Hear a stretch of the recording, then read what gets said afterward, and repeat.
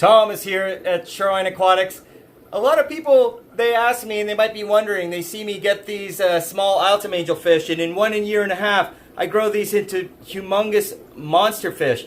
And I'm going to show you guys one of my secrets on my food and how I make my own fortified Spirulina brine shrimp mix. I go through a lot of food here, and these are the things that I need. And this will last me about 3 or 4 days. I like to use Hikari BioPure brine shrimp. I found it to be just cleaner and have less water than some of the other things that I found on the market. But I thaw these out in the refrigerator, and that prevents negative bacteria from growing. So it might take a day and a half or so to thaw out this brine shrimp. And then after I have some dedicated tools that I use, and this is the mix that I put in there. And what this is actually, it is 1 pound of, it's half a pound of spirulina, powdered spirulina. It is half a pound of chlorella. And it is about 40 grams of this 5% red spirulina astaxanthin powder. And another thing I put in there is this Selcon. It is a vitamin supplement for the fish. So here we go. Let's get started on this. How we start, let's open one of the brine shrimps up here. Sometimes they break off. It's okay, let's just cut that open. Now I retained the Ziploc portion of the bag, and I'll save one of the bags. Let's pour this out into here. Alright, let's put this up here. And now I'll roll it around through this strainer, and you're going to see there's a lot of liquid that comes out of this. Now, different brands of frozen food will have more water added than the others. So you're going to see that it seems like it loses a lot. But if you throw frozen brine shrimp into your water, really, there's a lot of water that just goes out into the water of your tank. So when I'm making my spirulina brine, I don't like to have a whole lot of pretty much just dirty powdered water. Let's keep that to a minimum. So I'm going to get rid of the excess water. And this is what we got here. And now I'm going to put this back into the bag. Carefully here. Okay, get in there. And now let's open the second.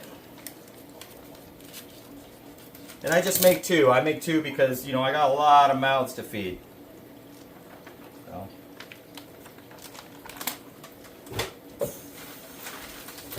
I put a little bit of water in here just to get it all so it's not all stuck in the bag. Not a big deal. Let's get it out. And here we go. I roll it around and remove the water.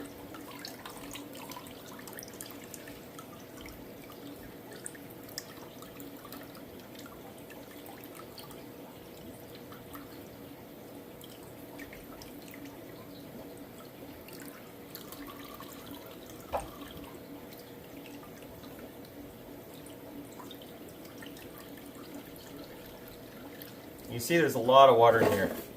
I would say up to 40% water is what you can expect. And if you have other kinds of frozen food that you use, I'm not going to name out names of things I like or what I don't like, but I tell you, there's things I don't like and there's things I do like. I'm going to talk about the things that I like, right?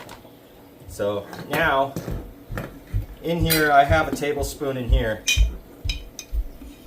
And I put a flat tablespoon of this mixture in here. Alright, so let's shake it. And here it is. I pop it in. And the Selcon, shake it up a little bit. Alright.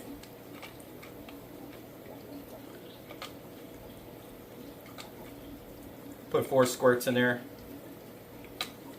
And that goes back in the fridge. I seal this back up. Make sure it doesn't pop back open when you shake it. But I take it and I just shake it. And it gets all the vitamins and it gets all that algae powder marinated in that shrimp. And I tell you why it works so well with brine shrimp. I mean, you could do other things. You could do mysis shrimp and stuff like that too.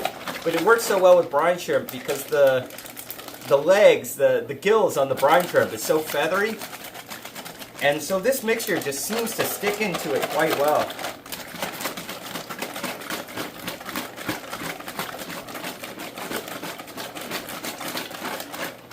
And there it is. So now if you let's look at it here, you know, it's nice and consistent. I'm going to squeeze some of the air out of this bag. And what I'm going to do is I'm going to pop this back in the fridge. I'm going to pop this back in the fridge just for a few hours and get everything juiced up and marinated and we start using it. And there's one more thing I might add that I see can be an improvement to the way I've been doing it here. And that is that sometimes some of the antioxidants and stuff inside the algae powders can be sensitive to light. So really this container for my powder mix, how I mix it all together, it's really not the best. You could probably have an opaque container. Although I do keep mine in the fridge so it's dark in there most of the time. And that's pretty much going to sum it up, guys. Be smart about your fish food. Treat it like people food. Fish food sitting out in warm weather or mishandled can develop bacteria that can kill your fish just as much as, you know, leaving chicken or something on the counter for too long in our food can get us food poisoning. So I hope you guys liked the video, and please like and subscribe if you want to see more content like this, and happy fish keeping.